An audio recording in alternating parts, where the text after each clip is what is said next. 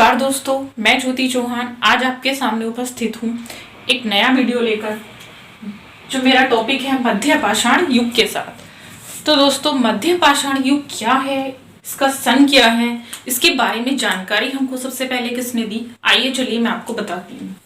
मध्य पाषाण युग, इसका जो समय है वो समय है 25,000 ईस्वी पूर्व से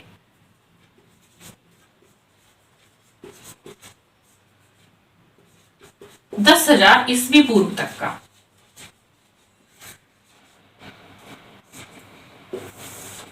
मध्य पाषाण युग पुरा पाषाण युग और नव पाषाण युग के मध्य के संक्रमण काल को मध्य पाषाण युग कहा जाता है। अब प्रश्न ये आता है कि इसके बारे में सबसे पहले जानकारी हमें किसके द्वारा मिली है। तो मध्य पाषाण काल के बारे में जो जानकारी हमको दी गई थी वो C.L. कार्लाइक के द्वारा सन 1867 ईस्वी में विंध्यन क्षेत्र से हमें प्राप्त होती है। मैं यहाँ देखो मेंशन कर देती हूँ, C.L. कार्लाइक के द्वारा, C.L. कार्लाइक के द्वारा सन 1867 में। ठीक है, अब मध्य पाषाण युग में क्या था उसकी खोज के बारे में मैं आपको बता देती हूँ। इस काल का मानव कैसा था और क्या करता था। तो मध्य पाषाण युग के समय में मानव ने थोड़े से अच्छे, मतलब पुरा पाषाण युग से थोड़े से बेटर औजार बनाए।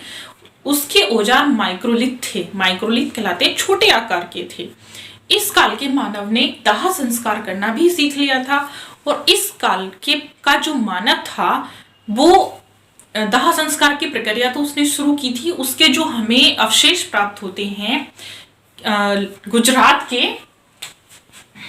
लंगनाज में, गुजरात के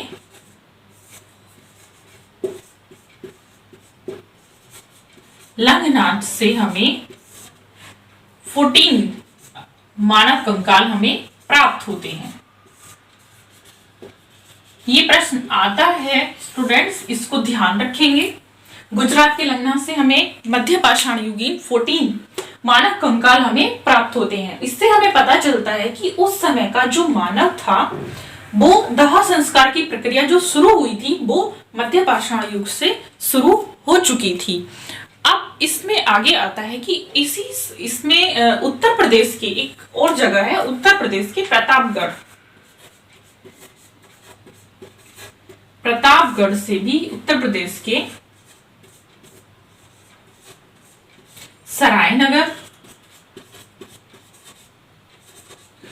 और महदहा जगह है, महदहा से भी हमें मानव के अस्थि पंजर प्राप्त होते हैं, जिससे हमें पता चलता है कि उस समय का जो मानव था वो दाह संस्कार की प्रक्रिया को जान चुका था। और उस समय का मानव भी आखेट करता था, शिकार करता था। उस समय के मानव के जो हमें चित्र प्राप्त होते हैं वो हमें पशुओं को ले जाते प्राप्त होते हैं। इस समय का जो मानव था वो पशुपालन करना भी सीख गया था। इस काल के जो चित्र हैं वो बाढ़ यंत्र हैं, बाधक है, बाढ़ यंत्र, बाधक, पशुओं को ले जाते हुए,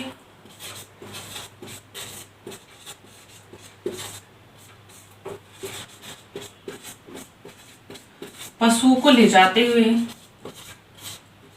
मातृ देवी और गर्भवती स्त्रियां, पशुओं के चित्र, आखेट के चित्र, इस तरह के जो चित्र हैं वो मध्य पाषाण युग में हमें मिलते हैं। अब बात आती है कि जो मध्य पाषाण युग का सबसे बड़ा जो क्षेत्र है वो कौन सा है। तो मध्य पाषाण युग का जो क्षेत्र है वो है भीलवाड़ा के